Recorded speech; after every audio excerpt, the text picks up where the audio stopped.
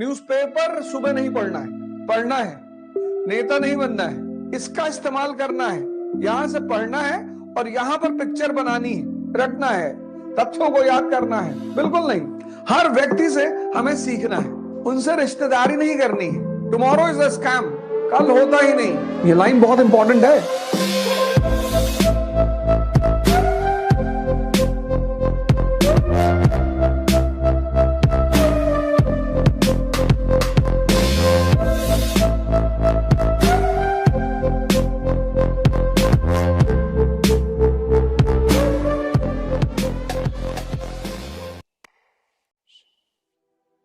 सबको 5 बजे मेरे साथ उठना है। सुबह 5 बजे उठकर सबसे पहला काम यह करना है कि आपको अपनी डायरी मेंटेन करनी है,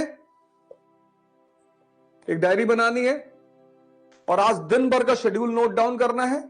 क्या करना है, कैसे करना है, यह डायरी में आपको नोट करना है। पूरा शेड्यूल, शेड्यूल के बाहर नहीं जाना है। आपके शेड्यूल में घूमना है, आपको घूमने जाना है। ऐसा भी नहीं है अपने शेड्यूल को आज का, टुमारो इज अ स्कैम, कल होता ही नहीं, आज करो। आज छोटा शेड्यूल बनाना है। 5 घंटा पढ़ेंगे, 6 घंटे पढ़ेंगे, इससे ज्यादा का नहीं बनाना है। उससे ज्यादा पढ़ ले जाते हैं, बहुत अच्छी बात है। हर 1 घंटे के बाद अपने टेबल पर नैप लेंगे और 7 बजे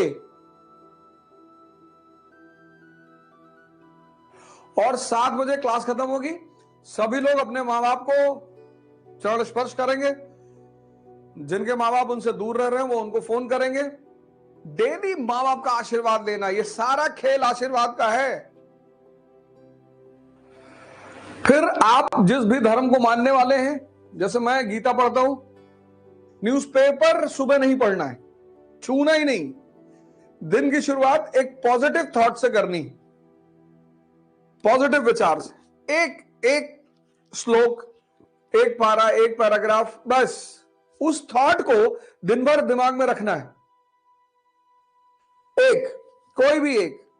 मैं यथार्थ गीता पढ़ता हूं, आप बाइबल पढ़िए, कुरान पढ़िए, आदि ग्रंथ पढ़िए, जो भी आपका धर्म ग्रंथ है, जो भी आपका धर्म ग्रंथ है। तो आज का शेड्यूल बनाना है, पूरे दिन का शेड्यूल के हिसाब से ही काम करना है। डायरी हमेशा साथ में रखना है, वो चेक करना है कि ये मेरा शेड्यूल है कि नहीं। घूमने का शेड्यूल है तो घूमने जाना है। छोटा शेड्यूल बनाना है। बड़ा कर ले जाते हैं तो बहुत अच्छा है, पर बड़ा करके छोटा नहीं कर पाएंगे तो डिप्रेशन पैदा होता है। ऐसा कोई काम नहीं करना है। यह पहला चैप्टर है, 18वीं शताब्दी का भारत, 18th सेंचुरी इंडिया। और इस शताब्दी में जो सबसे बड़ी घटना घटी वो ये थी कि भारत गुलाम बना, स्लेव। अब आप पढ़ते हैं रटने के लिए, इसीलिए तो बहुत सारी परीक्षाओं में आपका सिलेक्शन नहीं हो रहा है। पहली अप्रोच ही गलत है। रटना है, तथ्यों को याद करना है, बिल्कुल नहीं। सब पूरे चैप्टर को समझना है और तथ्यों की प्रैक्टिस करनी है। तो 18वीं शताब्दी की जो सबसे बड़ी घटना थी वो थी कि भारत गुलाम बना। 1757 और 1764, और यहीं से भारत में अंग्रेजी हुकूमत की शुरुआत। लेकिन यह गुलाम कैसे बना? कोई भी व्यक्ति या राष्ट्र गुलाम तभी बनता है जब वो कमजोर होता है। यह लाइन बहुत इंपॉर्टेंट है। कोई भी व्यक्ति या राष्ट्र गुलाम तभी बनता है जब वो कमजोर होता है। तो ये जो पहला चैप्टर है, अब जो भी चैप्टर हम पढ़ेंगे उसका पहले थीम निकाल लेंगे कि इस चैप्टर का थीम क्या है। इस चैप्टर को पढ़ने के बाद कौन सी पिक्चर बनेगी मेरे मन में, इसका इस्तेमाल करना है। यहां से पढ़ना है और यहां पर पिक्चर बनानी है। तो 18वीं शताब्दी का जब ये भारत का चैप्टर खत्म होगा तो हमारे सामने एक पिक्चर होगी। कि भारत की राजनीतिक दशा कैसी थी, पॉलिटिकल सिचुएशन, भारत की आर्थिक दशा कैसी थी, इकोनॉमिक कंडीशन, भारत की सामाजिक दशा कैसी थी, सोशल कंडीशन, भारत का कल्चर कैसे था, कब, 18वीं शताब्दी में, 18th सेंचुरी में। कोई भी राष्ट्र गुलाम कब बनेगा, जब वो कमजोर होगा। तो अब 18वीं शताब्दी में भारत जब गुलाम बना, इसका मतलब भारत कमजोर रहा होगा। किस फ्रंट पे, राजनीतिक फ्रंट पे, आर्थिक फ्रंट पे, सामाजिक फ्रंट पे और सांस्कृतिक फ्रंट पे। बस इसी पिक्चर को इस चैप्टर के अंत तक बनाना है।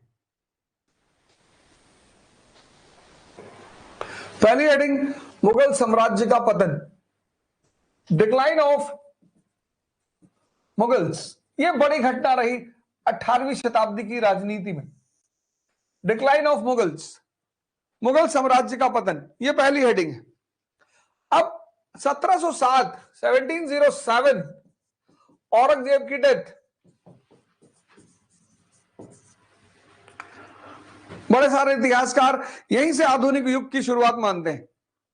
वो खैर चर्चा का विषय, उस पर हम चर्चा करेंगे ही करेंगे। तो 1707 में औरंगजेब की डेथ हुई, और जब औरंगजेब की डेथ हुई तो एम्पायर जो था, साम्राज्य, उसकी यूनिटी यानी एकता और स्टेबिलिटी यानी स्थिरता, दोनों ही हिल चुकी थी। ये पहली बात समझने लायक है कि 1707 यानी 18वीं शताब्दी की शुरुआत में जब औरंगजेब की डेथ हुई तो साम्राज्य की एकता और स्थिरता दोनों ही हिल चुकी थी। क्यों हिली? उसकी पॉलिसीज की वजह से। उसकी बड़ी सारी नीतियां ऐसी रही जिसने साम्राज्य की एकता और स्थिरता को हिला दिया। अब एक बात और याद रखना है, पढ़ना है, नेता नहीं बनना है।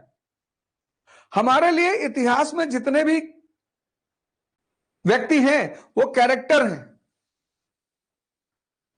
उनसे रिश्तेदारी नहीं करनी है। उन्हें आदर्श बना सकते हैं, अगर उनसे कुछ सीखना है तो उनको आदर्श बना सकते हैं। भगत सिंह को आदर्श बना सकते हैं, गांधी को आदर्श बना सकते हैं, कलाम साहब को आदर्श बना सकते हैं, अंबेडकर को आदर्श बना सकते हैं, विवेकानंद को आदर्श बना सकते हैं, पर किसी भी व्यक्ति को आदर्श, आदर्श मतलब होता है किसी के पथ पर चलना,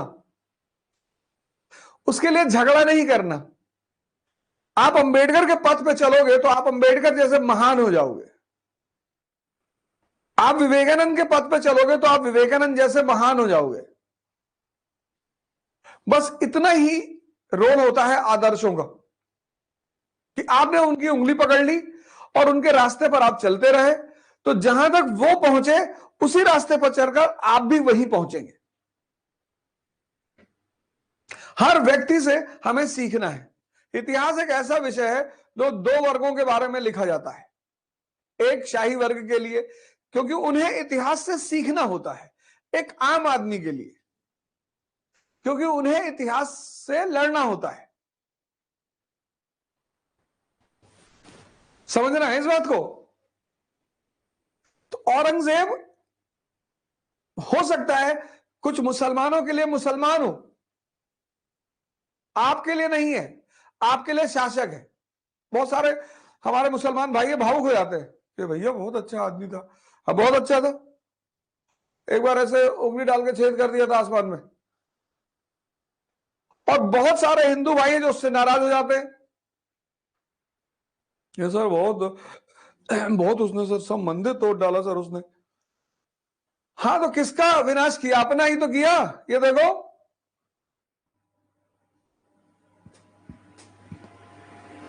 तो हमारे लिए औरंगजेब क्या है? कैरेक्टर है।